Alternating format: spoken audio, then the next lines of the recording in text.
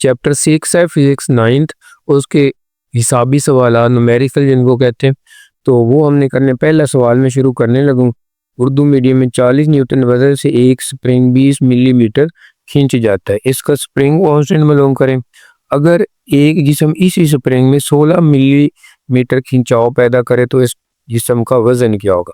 तो अब हमने इसमें एक तो 40 न्यूटन वजन यानी कि फोर्स है, दूसरा मिलीमीटर फासला होता है, लेकिन हमने पहले इसका गिवन डेटा और इसका स्प्रिंग कांस्टेंट की हमने फाइंड करना है। तो ये गिवन डेटा यानी कि उसका वजन फोर्स जो है वो 40 न्यूटन है, खिंचाव यानी कि उसका डिस्प्लेसमेंट वो 20 मिलीमीटर है। अब खिंचाव जो है ना वो 20 मिलीमीटर है।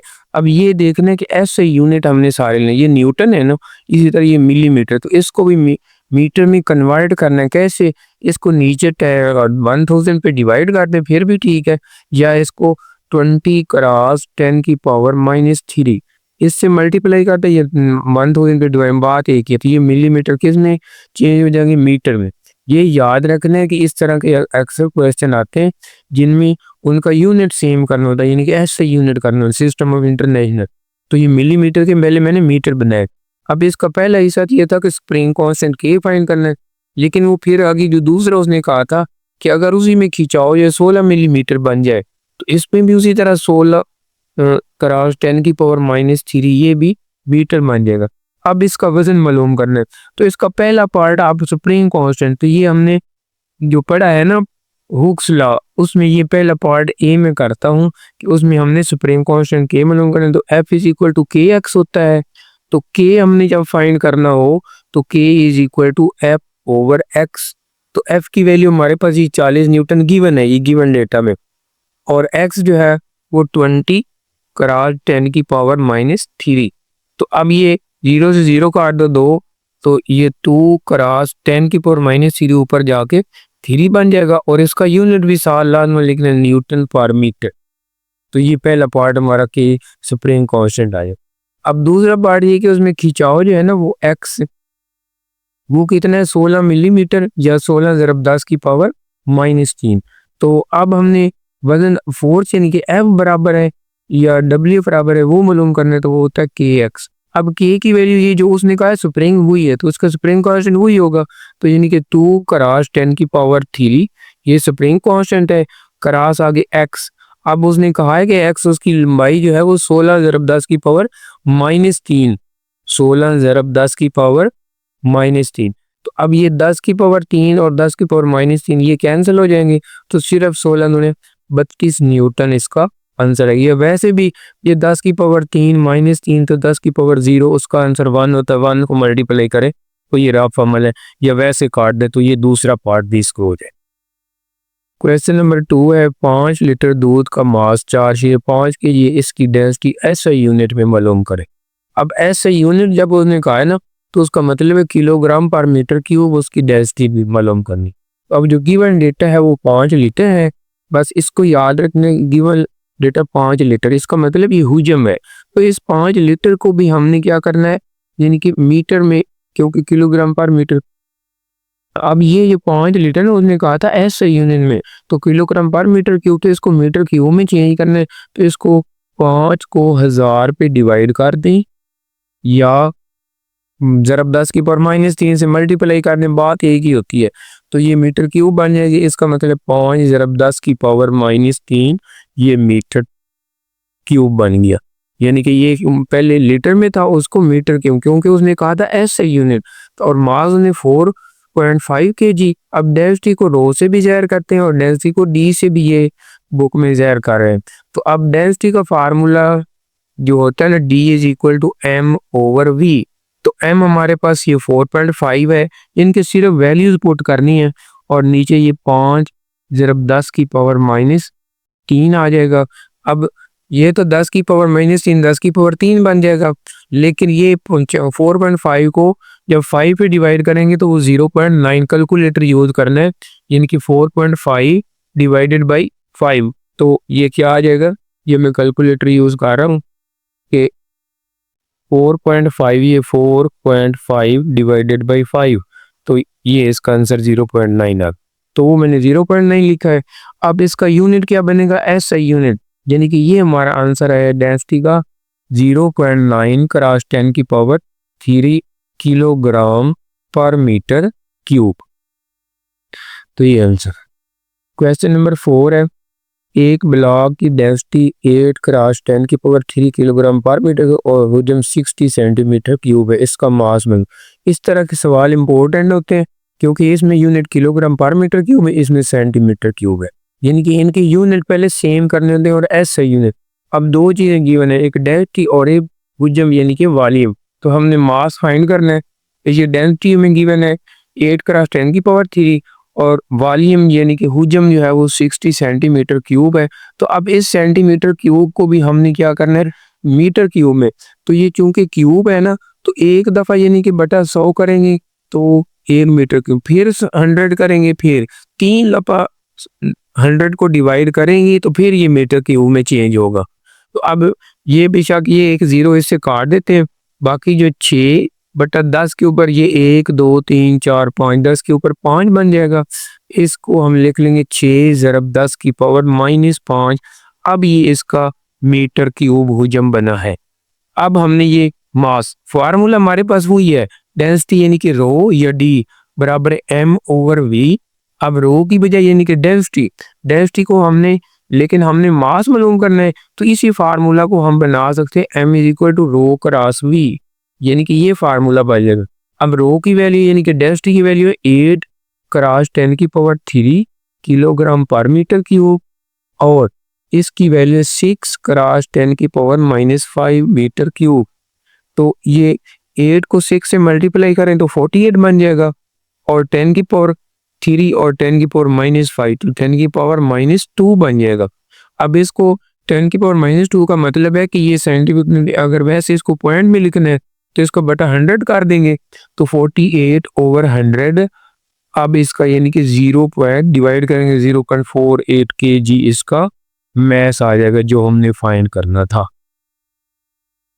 क्वेश्चन नंबर 5 6.5, एक ईंट की पैमाइश 5 centimetre cross 10 centimetre cross 20 centimetre, अगर इसका मास 5 kg हो तो ज्यादा से ज्यादा और कम से कम प्रेशर जो ये ईंट है उसकी सतह पर डाल सकती है।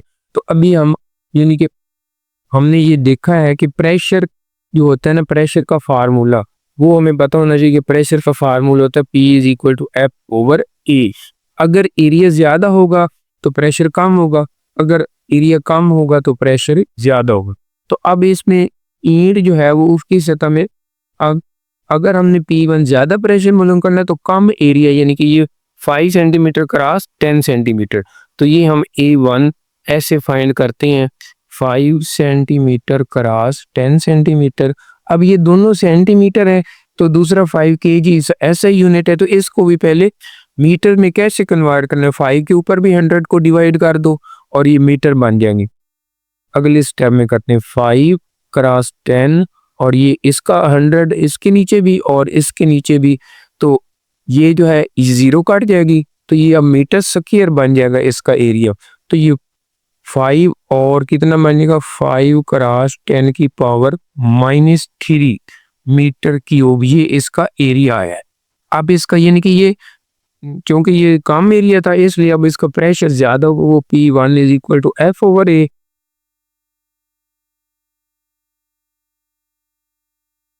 F तो M हमारे पास 5 है तो ये 5 आ जाएगा और ये F आगे G भी होता है, F = mg होता है, इस वजह से हम mg/a लिख लेते हैं। तो M हमारे पास 5 है क्रॉस 10 और नीचे जो है ये कितना आएगा एरिया 5 क्रॉस 10 की पावर -3, तो ये 5 से 5 काट जाएगा, 10 की पावर -3 एक 10 पहले ऊपर है तो 10 की पावर 1 + 3 तो 10 की पावर 4 पास्कल या न्यूटन पर मीटर स्क्वायर, ये पहला प्रेशर होगा और वो ज्यादा प्रेशर होगा क्योंकि हमने छोटा एरिया लिया था। अब दूसरा एरिया जो है ना, इसके एक मिनट ये जो 10 और 5 और 10 लेना तो कम एरिया हो जाएगा, लेकिन 10 और 20 ले तो वो ज्यादा एरिया होगा तो कम प्रेशर। तो अब हम A2 ले लेते हैं, क्या लेते हैं A2 10 सेंटीमीटर क्रॉस 20 सेंटीमीटर, तो इसको भी हम क्या करते हैं कि बटा 100 कर लेते हैं, तो वो इसमें मीटर में कन्वर्ट हो जाएगा 10/20 100। तो ये अब मीटर स्क्वायर बन गया, ये 0 से 0 और ये भी 0, तो सिर्फ बन जाएगा 2 क्रॉस 10 की पावर ये -2 मीटर स्क्वायर। तो अब ये ज्यादा एरिया है ना, तो ये P2 जो है कम प्रेशर होगा, वो क्या होगा F/A2। ये जो निकाला है F बराबर mg होता है, mg/A2, और m हमारे पास 5 kg ये गिवन है।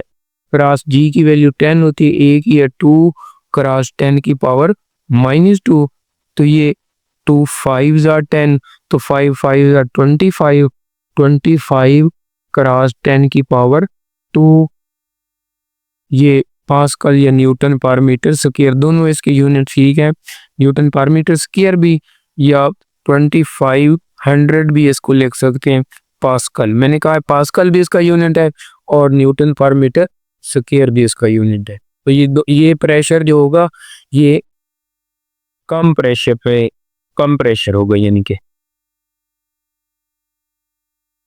क्वेश्चन नंबर 6 है, बैरोमीटर ने सतह समंदर के प्रेशर पर पानी की कॉलम की ऊंचाई कितनी होगी अगर मरकरी की बजाय पानी, जबकि पानी की डेंसिटी दी हुई है ये 1000 kg पर मीटर क्यूब और मरकरी की डेंसिटी है 13.6 क्रॉस 10 की पावर 3 किलोग्राम पर मीटर क्यूब। अब दो डेंसिटी दी है, एक पानी की और एक मरकरी की, और हमने यानी कि वो बैरोमीटर कितना लंबा बनाए, यानी कि जिसमें पानी की ऊंचाई कहाँ तक, तो हमने गिवन डेटा जो है ना वो असल में हमें क्या दिया हुआ है कि सपोज H1 जो मरकरी की ऊंचाई है ना, वो हमें पता होना चाहिए 760 mm ऑफ Hg होती है, ये अंडरस्टूड। जैसे G की वैल्यू हमें पता होता है ना 10 मीटर पर सेकंड, तो इसकी भी 760। तो इसमें चूंकि उसने मरकरी की डेंसिटी ये 13.6 क्रॉस 10 की पावर 3 kg पर मीटर क्यूब, तो इसलिए इस भी मिलीमीटर को हमने मीटर में कन्वर्ट कैसे करना, बटा 1000 करेंगे, डिवाइड तो 0.76 मीटर आ जाएगा।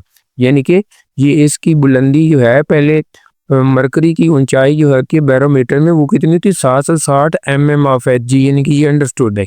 अब मरकरी की डेंसिटी भी गिवन है, पानी की डेंसिटी भी गिवन है, ये दोनों चीजें वैसे ना पानी की डेंसिटी भी हमें याद होनी चाहिए।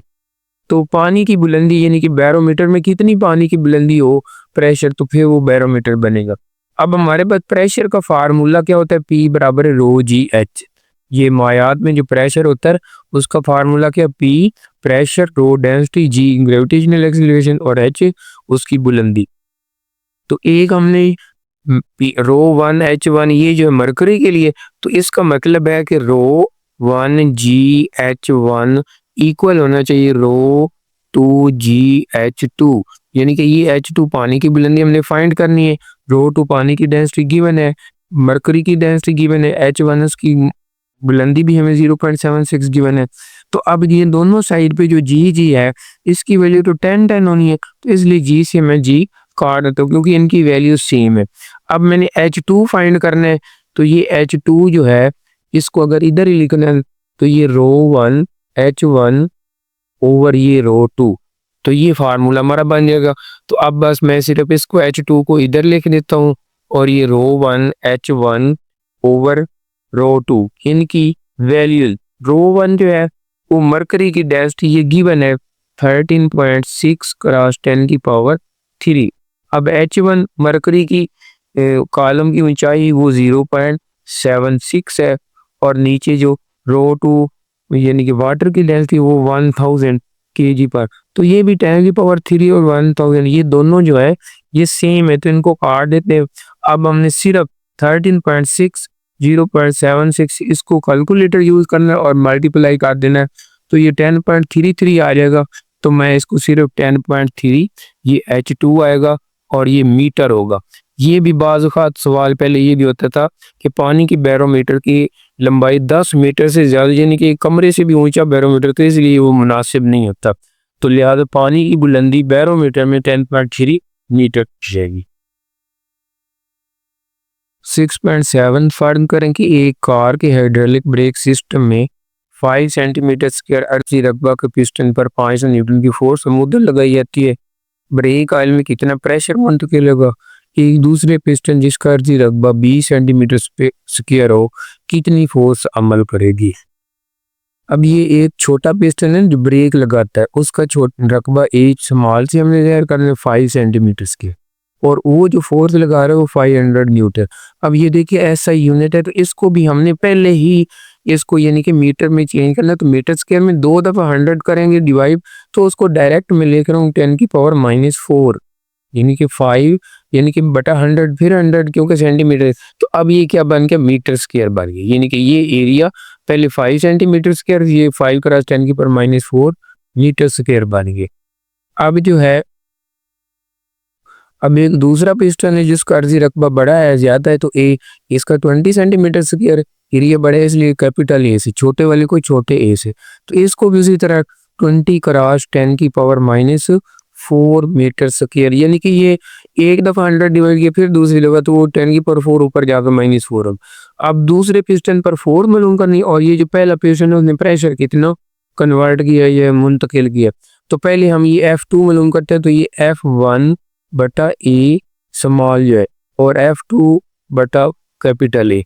तो हमने F2 मालूम करना है, तो ए उधर जाके मल्टीप्लाई हो गया, तो F2 किसकी इक्वल आएगा, F1 क्रॉस ए ओवर ए। तो F1 की वैल्यू हमारे पास है 500 न्यूटन, ये गिवन है। 500 क्रॉस ए जो है वो 20 क्रॉस 10⁻⁴ है, और स्मॉल ए जो 5 क्रॉस 10⁻⁴, ये 10⁻⁴ से ये काट लेगा, ये 5 4 जा, और 500 को 4 से मल्टीप्लाई किया तो 2000 न्यूटन ये जो है इसकी फोर्स आ जाएगी दूसरे पिस्टन पर जो फोर्स। अब पहला पिस्टन जो है उसने प्रेशर के से मुंतकिल करना है, तो प्रेशर का फार्मूला हमारे पास क्या होता है, F/A। तो वो पहला ही है, तो F1/A। तो F1 जो है वो 500 न्यूटन ये गिवन है हमारे पास, 500 न्यूटन, और ये 5 क्रॉस 10⁻⁴। तो ये F1 की बजाय 500 न्यूटन, और ये एरिया जो था छोटे पिस्टन का वो 5 क्रॉस 10⁻⁴।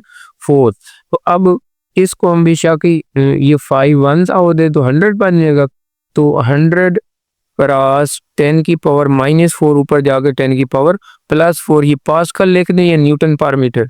तो ये 10⁻² है, ये 10⁻⁴ है, तो ये 10⁻6 पास्कल भी आंसर ठीक है, या ए के साथ ऐसे 6 0 लगा दे तो फिर भी पास्कल, ये भी प्रेशर है और ये भी प्रेशर, ये पावर भी फॉर्म है ये वैसे। 6.9 एक हाइड्रोलिक प्रेस की छोटे और बड़े पिस्टन की अर्जी रकबे बिल तकरीब 10 सेंटीमीटर स्क्वायर और 100 सेंटीमीटर स्क्वायर है। छोटे पिस्टन पर कितनी फोर्स लगाई जाए कि 4000 वजनी कार को उठाया जा सके।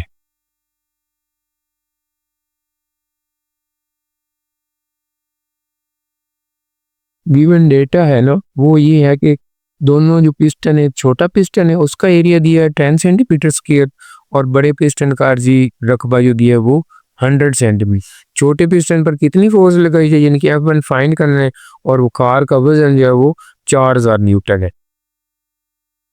तो अब हमने ये करना है कि ये जो मैंने कहा ना था ये न्यूटन है, तो इस सेंटीमीटर स्क्वायर को वैसे ना भी चेंज करें इस सवाल में तो हो जाएगा, लेकिन मैंने कहा कि जब भी सेंटीमीटर स्क्वायर आए उसको 10⁻⁴ से मल्टीप्लाई करना है और वो मीटर स्क्वायर पर।